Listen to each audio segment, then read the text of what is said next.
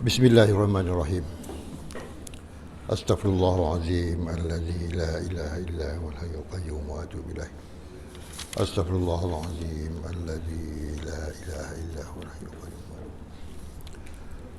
Astaghfirullahalazim alladzi la ilaha illa huwal hayyul qayyum wa atubu ilaih. إلى حضرة النبي صلى الله عليه وسلم وعلى آله وأصحابه الكرام سائر الله لهم الفاتحة. أعوذ بالله من الشيطان الرجيم. بسم الله الرحمن الرحيم. الحمد لله رب العالمين الرحمن الرحيم مالك يوم الدين إياك نعبد وإياك نستعين اهدنا الصراط المستقيم صراط الذين أنعمت عليهم غير المغضوب عليهم ولا الضالين آمين. Assalamualaikum warahmatullahi taala wabarakatuh. Alhamdulillahirabbil alamin wassalatu wassalamu ala asyrafil anbiya wal mursalin wa ala alihi wa ashabihi ajmain. Amma ba'du. Yang dihormati pengurusi Surau Ihsaniyah, Tuan Haji Abdul Razak, Tuan Imam, Tuan Bilal, Tuan Siak, ahli-ahli jawatan Kansel Surau, tuan-tuan dan puan-puan yang dirahmati Allah. Alhamdulillah, terlebih dahulu kita panjatkan kesyukuran kepada Allah Subhanahu wa taala di atas limpah kurnianya, maka pada subuh ini kita dapat sekali lagi bersama-sama solat subuh berjemaah dan seterusnya. Kita memulakan langkah pada pagi ini dengan menambahkan ilmu yang akan kita amalkan dan kita hayati untuk kita menjalankan ibadah kita setiap hari. Dan insyaAllah tuan-tuan, pada pagi ini kita masuk lagi dalam perkara yang berkaitan dengan Tauhid, iaitu perkara yang berkaitan dengan akidah kita, ya. Macam mana nak jaga akidah? Sama tak kita jaga akidah dengan kita jaga rumah kita, kita jaga kebun kita, kita jaga anak-anak isteri kita? Itu lebih besar lagi, ya. Akidah ni kita nak jaga, ada sesuatu yang lebih besar daripada itu, sebab dia akan membawa kita ke alam akhirat, ya. Sebab itu dalam Quran Allah sebut wal asri, dalam firman Allah menyebutkan wal asri innal insana lafi khusrin, demi masa sesungguhnya manusia itu dalam kerugian illal ladzina amanu, kecuali orang-orang yang beriman, ya. Ya, orang-orang yang beriman ni seperti mana yang kita sebutkan tadi, iaitu orang-orang yang menjaga iman dia. Setelah kita mendapat iman, setelah kita beriman kepada Allah Subhanahu wa taala dengan mengucapkan dua kalimah syahadah, asyhadu an la ilaha illallah wa asyhadu anna muhammadar rasulullah, maka kewajipan yang pertama sekali ialah kita menjaga supaya iman kita itu tidak tergelincir, ya. Kalau kereta api tergelincir tak apa, kalau iman tergelincir, macam mana kita nak angkat iman tu balik, ya? Kalau kereta api memang ada lah, ya. Pekerja-pekerja dia nak angkat kereta api yang tergelincir itu. Kalau iman kita tergelincir, siapa nak angkat? Orang lain nak angkat? Tak ada, tuan. Kita lah yang nak kena balik semula kepada keimanan yang sebenarnya. Sebab tu hari ni banyak, ya, pengajaran-ajaran sesat, ya, yang ada di keliling kita. Banyak ajaran-ajaran yang menyesatkan kita, menyebabkan kita setiap hari diperintahkan kita ni mengucap dua kalimah syahadah setiap waktu, zuhur, asar, maghrib, isyak, subuh. Kita mentajdidkan syahadah kita. Apa mentajdidkan? Memperbarui syahadah. Kita tak boleh biarkan, ya, syahadah kita itu setahun sekali je kita nak tajdid, tapi tiap waktu kita kena tajdidkan, kita kena baharukan, ya. Supaya kita jaga iman. Jangan dia tergelincir pagi, petang kita dah baiki balik, ya. Kalau tergelincir petang, pagi besok kita dah baiki balik. 5 waktu, tuan-tuan dan puan-puan. Kemudian antara perkara yang menyebabkan seseorang itu menjadi murtad, dan apakah tindakan yang dia nak buat, ya. Ini kata kena nak jaga dia. Macam mana nak jaga supaya perkara yang kita dah terlanjur, kita dah terlajak, mungkin kita kembali balik, ya. Hujung sesat di hujung jalan, balik ke pangkal jalan ni. Kalau pangkal jalan dah selesai, nak balik ke mana? Sebab itu kita jaga.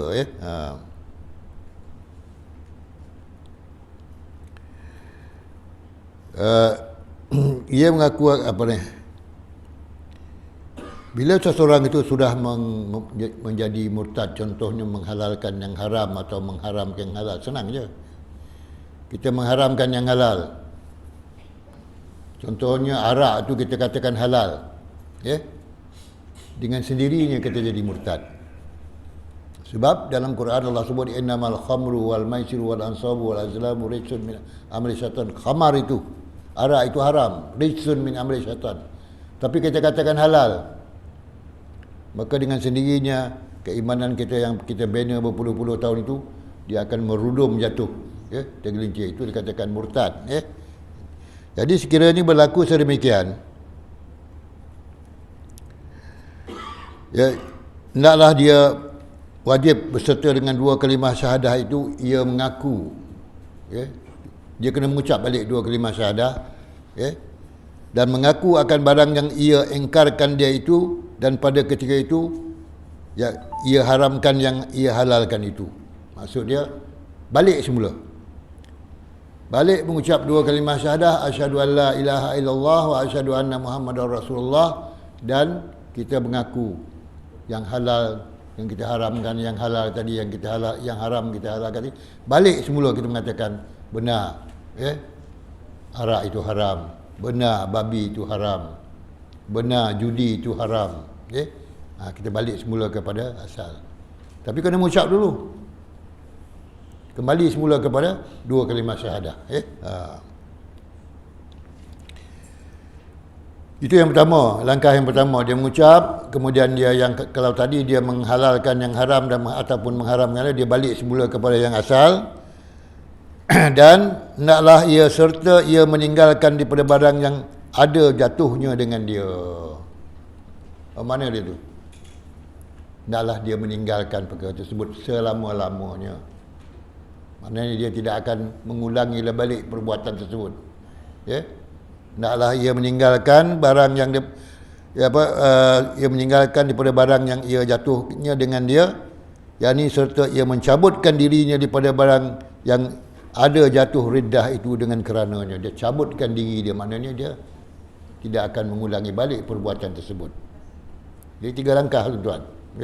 Bila seseorang dah tersasul, dah terlajak dalam kata-kata dia dan menjadikan dia murtad, 3 langkah ni mesti kita buat. Pertama, mengucap 2 kalimah syahadah. Kemudian tarik balik apa yang kita dah cakap tadi, yang salah tadi.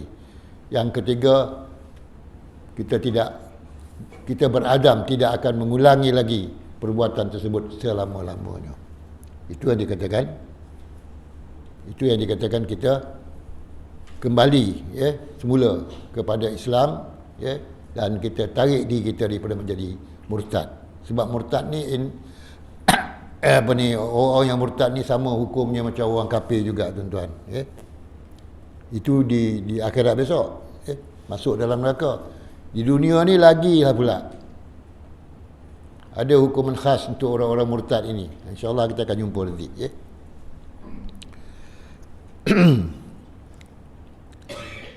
Dan wajib atasnya menyesal. Yang keempat pula, menyesal. Berazam tak nak buat lagi perkara tersebut, dan wajib atasnya menyesal. Maksud wajib tu mesti. Wajib maknanya hukumnya wajib dia menyesal. Artinya kalau dia tak menyesal, berdosa. Wajib ni wajib syar'i ni, bukan wajib akal. Wajib dari segi hukum syarak, iaitu wajib dia menyesal daripada perbuatan tersebut, dan kalau dia tak menyesal, maka tak jadilah, dia kembali kepada agama Islam semula, dia jadi murtad. Maka wajib dia menyesal, atas barang yang keluar ia jatuh daripadanya. Dia menyesal apa yang dia dah buat tu, dia menyesal lah. Menyesal di mana apa dia, tuan-tuan? Mengaku bersalah.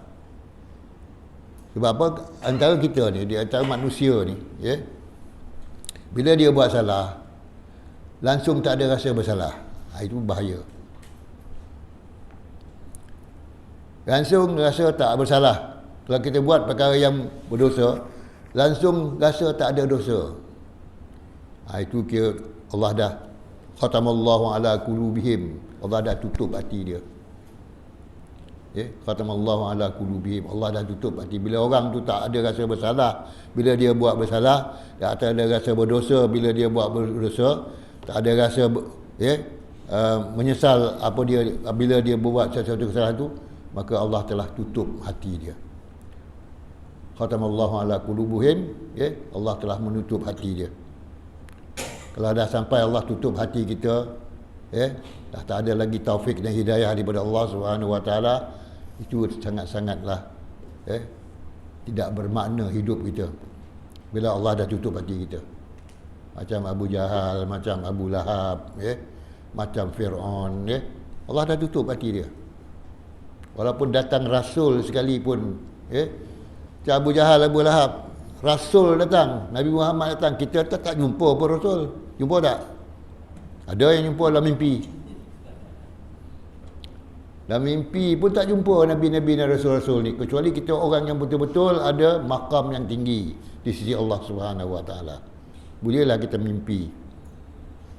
Itu pun kadang-kadang kita ragu-ragu juga, Tapi Rasulullah menyebutkan siapa-siapa yang bermimpi jumpa dengan aku dalam mimpi dia, itu adalah benar. Sebab para syaitan ataupun iblis tak boleh menyerupai aku di dalam mimpi, kata Rasulullah.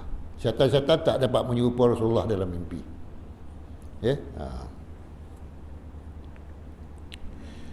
Dan wajib atasnya menyesal atas barang yang keluar ia jatuh daripadanya, dan ibarah asalnya, dan ibarah asalnya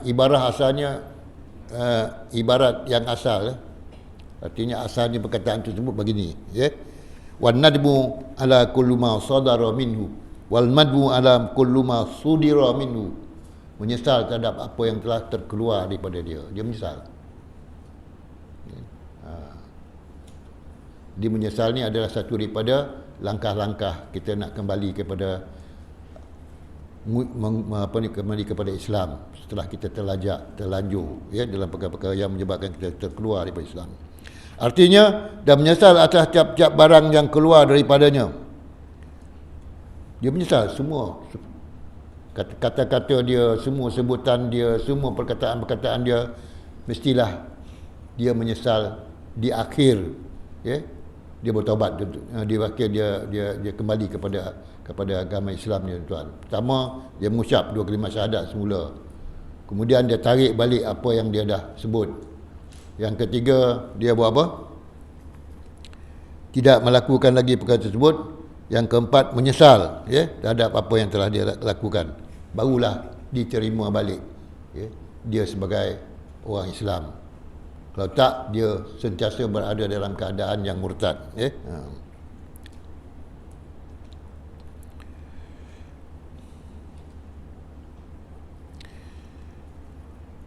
Yang katanya yang keluar itu yang jatuh, maka barangkali ada jatuh di perkataan musannif itu kalimah, dan adalah sebenar perkataannya itu, iaitu kata-kata yang dah keluar daripada dia itu, dan macam mana yang dikatakan oleh musannif, ada kalimah-kalimah tu dia kembali balik semula kepada kalimah yang sebenarnya, dan dia menyesal atas perkataan dia tersebut, dan wajib atasnya menyesal atas barang yang keluar ia dan jatuh daripadanya. Wajib menyesal lah, menyesal ni hukumnya wajib,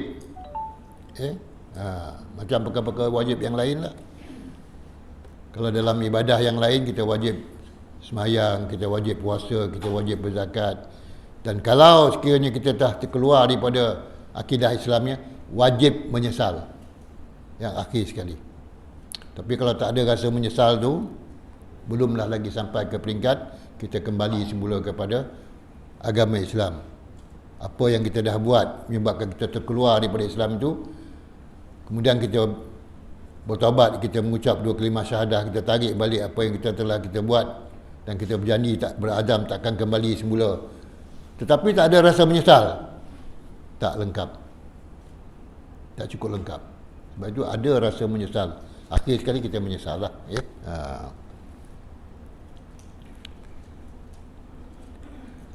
menyesal atas barang yang keluar ia dan jatuh daripadanya pada masa yang lalu, menyesallah apa yang telah dia buat. Dan serta ia azamkan, yakni putuskan hatinya. Apa makna azam? Azam ni putuskan hatinya, bercita bersungguh-sungguh lah. Itu azam.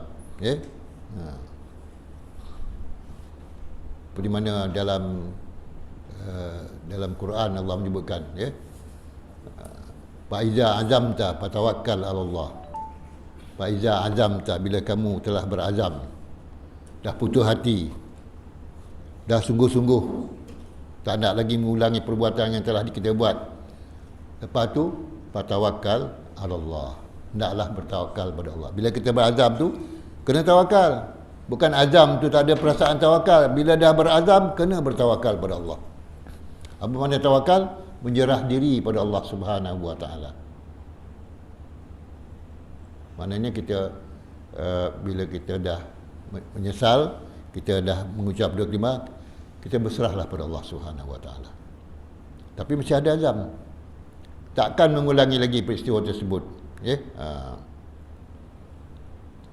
Maksud dia bahawa putus hatinya atas bahawa tiada ia kembali kepadanya sekali-kali bagi seumpamanya.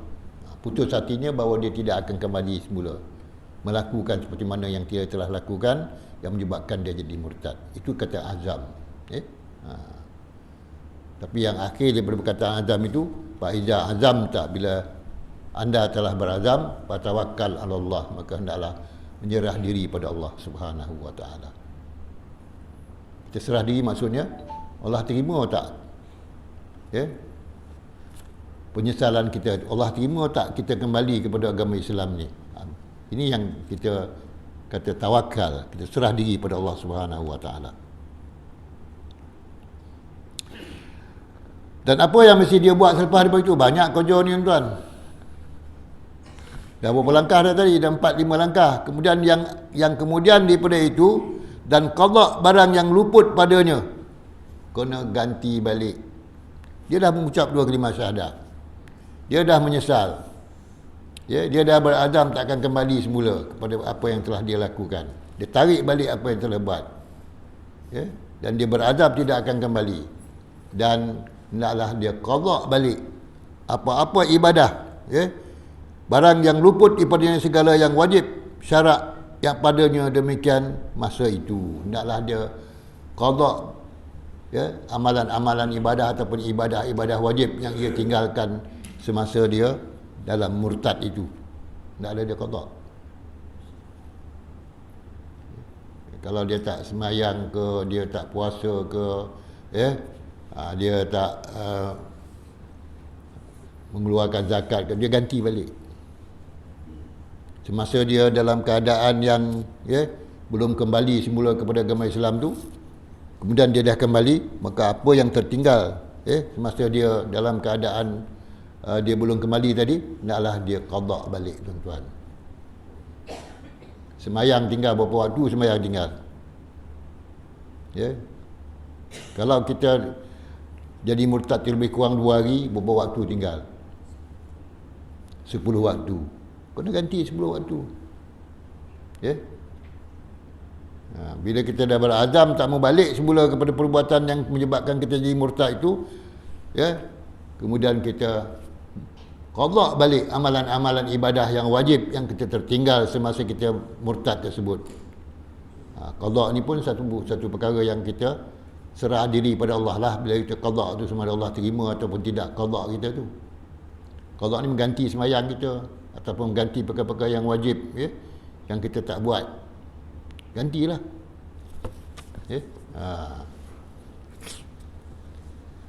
Kalau main zuhur berapa kali? Berapa rakaat nak ganti? 4 rakaat. Kalau tu berlaku dalam 2 hari tak apa lah tuan. Kalau seminggu lah baru kita balik semula mengucap 2 kalimah syahadah. Dah puas berdebat sana, berdebat di sini, tanya sana, tanya sini, baru kita sedar balik kita dah tersilap, kita kembali balik kepada yang asal, hukum yang asal, kita mengucap 2 kalimah syahadah, tetapi kita kena ganti. Kalau 2 minggu lah kita ganti sembahyang tu. Kalau 1 minggu berapa waktu? 1 hari 5 waktu. Kalau 1 minggu 35 5 kali 7, 35 waktu. Kalau 2 minggu, 70 waktu. Ya, kena ganti sembahyang. Sembahyang wajib lah. Sembahyang sunat tak payah ganti. Ya, sembahyang wajib dia kena ganti. Hukum-hukum yang wajib. Kita perlu tahu yang wajib ni dengan yang sunat. Ya. Sebab ada orang yang melakukan perkara-perkara yang wajib, perkara-perkara yang sunat ni macam wajib. Perkara-perkara yang wajib macam sunat. Kita kena bezakan. Yang wajib tu adalah wajib, tidak boleh sunat mengatasi wajib. Ini kadang-kadang kita sunat mengatasi yang wajib. Apa contohnya sunat mengatasi yang wajib? Kalau kita semayang, kita kena tahu apa yang wajib dalam semayang tu, iaitu rukun-rukun. Apa yang sunat, yang bukan rukun. Yang wajib ada berapa dalam semayang? Rukun semayang ada berapa? Ni orang tanya orang pekso tak apa ni. Rukun semayang ada berapa? 17 ke 13? 13. Ada dua pendapat. Satu 17, satu 13. Yang 13 tu betul-betul rukun lah. Kalau 17 tu termasuk tamak ninah. Rukuk dan tamak ninah. Tamak ninah tu dikira rukun. Sujud dan tamak ninah itu dikira rukun. Okay? Jadi ada 4 tamak ninah, termasuk 13 rukun. 4 tamak ninah tu dikira juga sebagai rukun. Dia jadi 17. Jawab 17 pun boleh, jawab 13 pun boleh. Dua-dua lulus. Ya. 13 pun boleh, 17 pun boleh. Ya. Sunat berapa? Dalam semayang. Ini tak lulus semayang ni. Sunat tak tahu. Sunat ada 2 je. Sunat apa? Sunat ab'ad, sunat hay'ah. Sunat ab'ad ada berapa? 7, sunat hay'ah ada 23. Bila kita solat tu kita tahu apa yang kita buat tu, apakah ini fardu, apakah ini sunat. Jadi kalau kita ikut buat semayang yang fardu saja kita buat, berapa minit? Buat fardu je. Rukuk, bacaan dalam rukuk tu sunat, rukuk tu wajib. Jadi kalau kita buat yang wajib aja, 13 tu berapa minit tuan-tuan? Lebih kurang 3-4 minit dia selesai. Kalau kita buat yang wajib sajalah, ya. Tapi kalau kita buat yang wajib saja, seolah-olah ya kita semayang tu tak ada sunat, tak ada sunat hay'ah, tak ada sunat ab'ad, yang wajib, ya, wajib saja, seolah-olah kita ada rumah tetapi tak ada hiasan dalam rumah. Ada rumah besar tapi tak ada perhiasan. Apa tak ada?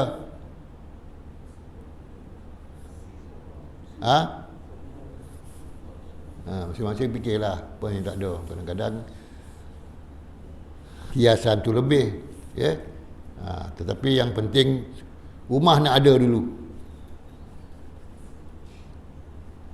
Tu rukun. Hiasan tu adalah sunat, ya. Jadi bila ada rukun, ada sunat dalam solat kita, maka solat kita itu adalah solat yang sempurna lah, ya. Baik, ada soalan tuan?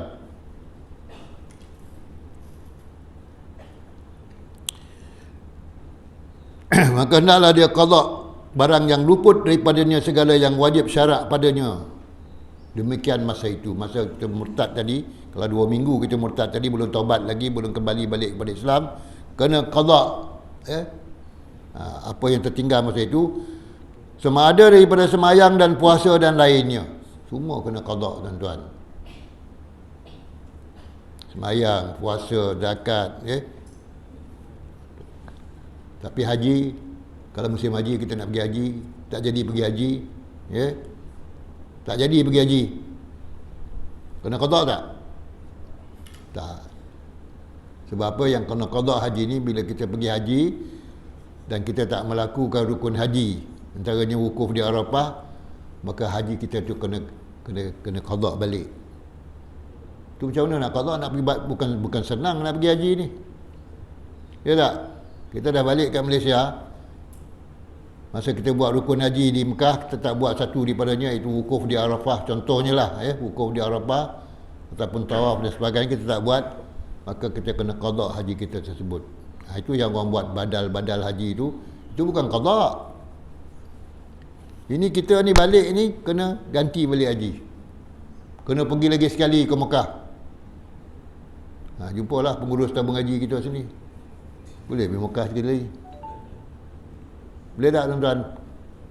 Itu pergi haji itu nak betul-betul, jangan ada sesuatu yang terceceh dalam kita melakukan rukun. Bukan senang nak qada. Zaman ni lagi lah susahnya nak pergi qada haji ni tuan-tuan. Maka jika ia memperbuatkan demikian itu, sekaliannya dihukumkan atasnya dengan kembali kepada Islam. Bila dia dah qada semua yang wajib di segi syarak, selepas dia mengucap dua kalimah syahadah, dia tarik balik apa-apa yang dia dah buat, yang halal dia yang haram dia halalkan, dia balik semula kepada mengharamkan. Kemudian dia menyesal, kemudian dia berazam tak akan mengulang semula. Kemudian dia qada balik perkara-perkara yang telah dia tertinggal semasa dia murtad itu, barulah dia diterima kembali kepada Islam. Kalau tak, dia tetap dalam keadaan murtad. Kalau murtad ni banyak masalah dia. Banyak masalah dia nanti. InsyaAllah kita akan tahu. Maka jika tiada ia taubat dengan sendirinya, kalau dia tak taubat dengan sendirinya, dia tak mau menyesal sendiri, dia tak mau kembali mengucap dua kalimah syahadah, dia tidak berazam dan tak menyesal terhadap perbuatan dia, dia tak qada sembahyang dia tak nak buat sendiri, tak ada kesedaran sendiri, apa nak dibuat dengan dia, dan disuruh ia taubat. Kalau dia sendiri tak boleh melakukan kembali kepada Islam, dengan sendiri dia tak boleh buat, maka hendaklah disuruh dia bertaubat. Siapa nak suruh dia taubat ni? Yang zahirnya lafaz, dan itu lebih kerana kata disuruh ia taubat. Maksud dia disuruh ia taubat lah. Itu jawab bagi katanya jika tiada ia taubat. Kalau dia tak ada taubat, ataupun dia tak reti nak taubat, ataupun dia tak tahu nak kembali sendiri kepada bertaubat, kembali kepada Islam, maka hendaklah disuruh dia bertaubat. Ini ulasan-ulasan dia lah ni. Maka jadi sebenar dua jumlah itu, iaitu maka jika tiada ia taubat dengan sendirinya, disuruh ia taubat. Suruh dia taubat. Siapa yang nak suruh dia taubat ni? Orang yang tahulah. Orang yang tahu yang dia dah terkeluar kata-kata yang menyebabkan dia keluar daripada Islam ni. Yang halal dia haramkan, yang haram dia halalkan. Yang wajib, yang wajib dia kata tak wajib, yang tak wajib dia kata wajib. Orang yang dengar, orang yang saksi, orang yang sama dengan dia waktu tu, suruh dia taubat. Itu wajib tu, tuan-tuan. Kalau kita dengar orang yang dah melampau bercakap, kata judi tu tak haram, boleh. Tak, macam mana nak kaya? Ada tak orang kaya dengan judi? Ada kan baru ni dapat berapa juta ni? Dasar khabar baru ni. India kau? 17 juta. Poning dia. Poning kau dah pensan.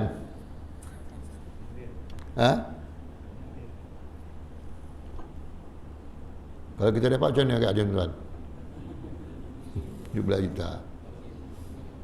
Masa sekolah dulu kita diberi tajuk karangan oleh guru kita, dia kata, kalau saya jadi orang kaya. Ada tak tajuk tu? Ada kan? Kalau saya jadi orang kaya. Jadi cikgu boleh tengok apa yang ada dalam kepala kita, cita-cita kita. Macam-macam tu. Kalau saya jadi orang kaya, saya nak buat apa dia? Saya nak mengelilingi dunia ni. Tiap-tiap satu negeri saya nak pergi. Itu satu jenis orang lah yang dia nak kaya. Tapi ada orang yang jiwa dia sudah pun jiwa yang halus, jiwa yang zuhud, jiwa yang jiwa yang bersyukur kepada Allah. Saya akan sedekahkan semua kekayaan saya tersebut untuk kepentingan orang Islam. Sebab itu Sayyidina Abu Bakar As-Siddiq radhiyallahu anhu, walaupun dia seorang pedagang yang kaya di zaman awal Islam lagi, dia dah kaya, tapi dia banyak korbankan harta dia. perniagaan dia untuk menyelamatkan orang-orang Islam yang ditindas oleh orang-orang yang bukan Islam waktu itu, dan dia banyak dia tebus hamba-hamba sahaya yang dah dipaksa dan yang telah ditindas oleh majikan-majikannya, dia bayar dengan duit dia. Masa tu mana ada dana-dana lain, persendirian lah, dia bayar. Sehingga duit dia ada beratus ribu, tinggal hanya dalam dana dia 40,000 rial sahaja waktu tu. Dan bila Rasulullah berpindah ke Madinah, semua dia tanggung. Dia beli 2 ekor unta, yang terbaik. Satu unta tu saya dah sebut itu kan, Qaswa nama dia. Rasulullah ambil unta Qaswa tu, Rasulullah bayar. Dan Qaswa itu bila Rasulullah wafat, 3 bulan kemudian Qaswa itu meninggal. Bukan wafat lah, meninggal. Untuk Qaswa tu. Tapi tak ada lah lagi kan Qaswa tu. 3 bulan selepas Rasulullah wafat, dia pun meninggal. Kalau ada lagi lah dia agaknya gitu pameran di Masjid Jami' tu, boleh bawa unta tu. Boleh tak? Replika dia lah. Unta yang paling disayangi oleh Rasulullah, dan unta tu pun sayang pada Rasulullah sallallahu alaihi wasallam. Qaswa ni maknanya jarak jauh. Unta ni jalannya jauh, tu Qaswa. Sebab itu masjid di Palestin tu, masjid dipanggil Masjidul Aqsa, masjid yang jauh. Aqsa tu jauh, daripada Masjid Al-Haram ke masjid di Baitul Muqaddis tu, Masjid Aqsa tu adalah masjid yang paling jauh sekali. Sebab tu kalau tuan-tuan semayang di Masjid Aqsa tu, semayang jemaah, dapat apa? Dapat kelebihan 500 kelebihan. Tapi Masjid Madinah 1000 kelebihan. Masjid Baitul Haram 100,000.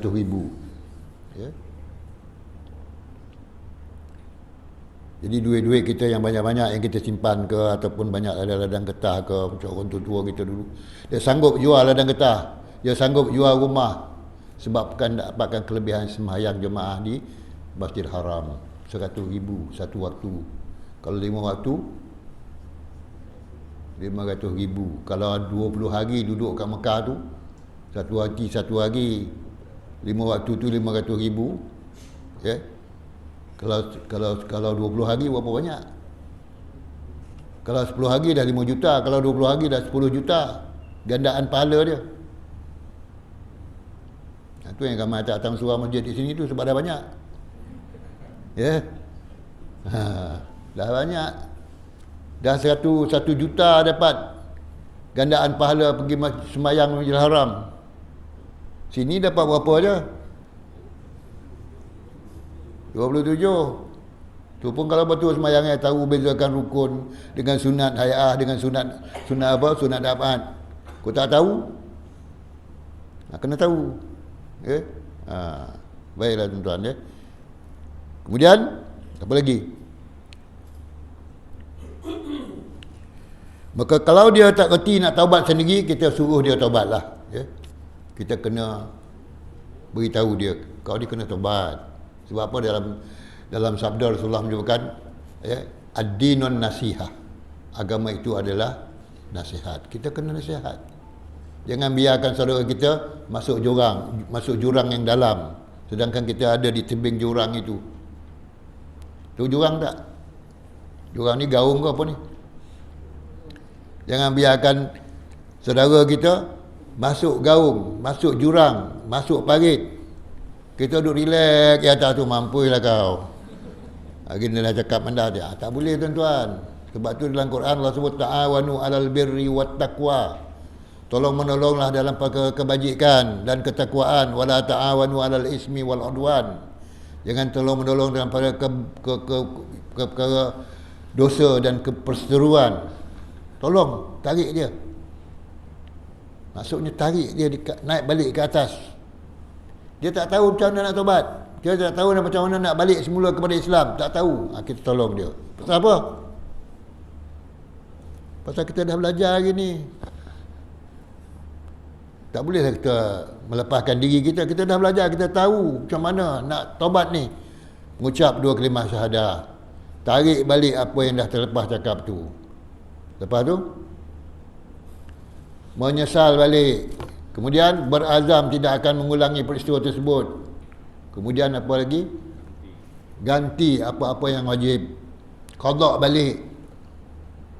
Mana-mana perkara yang wajib kita lakukan semasa kita dalam keadaan murtad tu, qada balik. Kalau dia tak tahu, kita tunjuk, tuan-tuan. Hari ni kita dah ada ilmu dah sikit. Kenapa saya kata sikit? Sebab Allah kata sikit. Okay?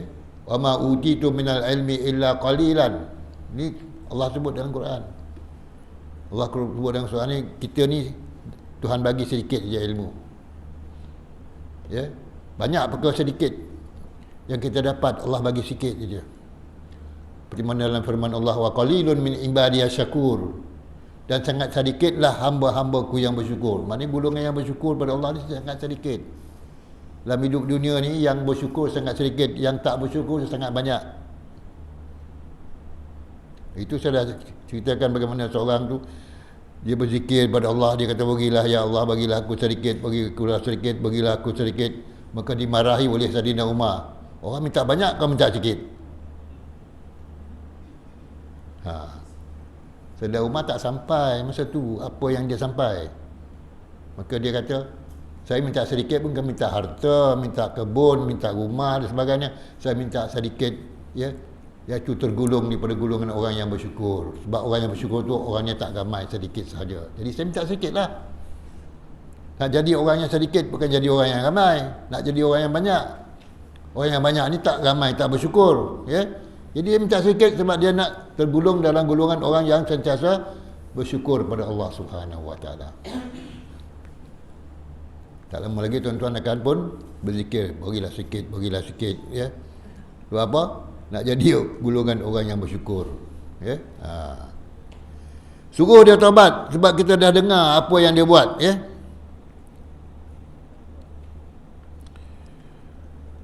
Maka jika tiada ia taubat dengan sendirinya, disuruh ia taubat, dan jika enggan ia bertaubat, dibunuhkan dia. Ini hukum dia. Orang yang tak nak, kita dah suruh dia taubat, ya. Dia tak tahu nak taubat, kita suruh, kita ajar, pun dia tak nak, maka orang ini dihukumkan bunuh. Siapa bunuh? Jangan kita pula bunuh. Itu bukan tugas kita. Kita beri nasihat dia, tapi dia dah termasuk golongan orang yang boleh, ataupun darah dia halal. Diserahkan kepada pihak yang berkuasa lah. Diadukan kepada pihak yang berkuasa. Beritahu orang ni dah tiada nasihat dah, habis-habisan dah, tak mahu juga taubat. Diadukan kepada pihak yang berkuasa dan dia akan dihukum bunuh. Dan kata kill, apa mana kata kill tu? Kill apa kill? Kalau dalam bahasa Inggeris, kill tu bunuh. Betul tak? Kill tu bunuh dalam bahasa Inggeris. Tapi dalam bahasa Arab, kill tu ialah pendapat yang sedikit. Tu kill. Kill, ya. Pendapat yang sedikit. Banyak pendapat yang sedikit di kalangan mazhab-mazhab ni. Ya. Pendapat yang banyak ni call lah. Tapi kalau kill tu maknanya hanya beberapa orang saja ulama yang beri pendapat yang seperti itu. Tu kill. Dalam bahasa Inggeris, kill tu bunuh, ya. Kata kill, kata yang sedikit, ditakhirkan bunuhnya, hendaklah dilewatkan, ya. Membunuhnya hendaklah dilewatkan, diakhirkan, dilewatkan sampai berapa hari? Hingga 3 hari, seperti yang telah lalu sebutnya, ya. Hendaklah dibunuh dan beri ditempoh 3 hari, dan tiada diterimakan daripadanya melainkan Islam atau dibunuh. Itulah dia, ya. Orang yang murtad ni dua saja. Satu, kalau dia berkembali kepada Islam, maka diterima Islamnya. Kalau dia tak kembali, dia hendaklah dibunuh. Dua sahaja hukuman kepada orang murtad. Satu, hendaklah dia kembali balik kepada Islam. Kalau dia tak kembali, hendaklah dia dibunuh. Baik, cakap itu dulu tuan-tuan perempuan berbagi ni, ya. Ada soalan tak? Kalau ada soalan, kalau tak ada soalan, cakap itulah dulu. Mudah-mudahan Allah Subhanahu Wa Taala memberkati kehidupan kita dan menggunakan taufik dan hidayah kepada kita semua, insya-Allah. Bismillahirrahmanirrahim. Alhamdulillahirabbil alamin wassalatu wassalamu ala asyrafil anbiya'i wal mursalin wa ala alihi wa ashabihi ajma'in. Allahumma rzuqna ya rabbi fahman nabiyyin hifdzal mursalin wa ilhamatul muqarrabin fi abatin ya arhamar rahimin. Rabbana atina min ladunka rahmah wa hayyi lana min amrina rasyada. Rabbana atina fid dunya hasanah wa fil akhirati hasanah wa qina azabannar. Wa sallallahu ala sayidina Muhammadin wa ala alihi washabihi ajma'in. Subhana rabbika rabbil izzati amma yasifun wa salamun alal mursalin walhamdulillahirabbil alamin. Taqabbalallahu minkum. Assalamualaikum warahmatullahi taala wabarakatuh.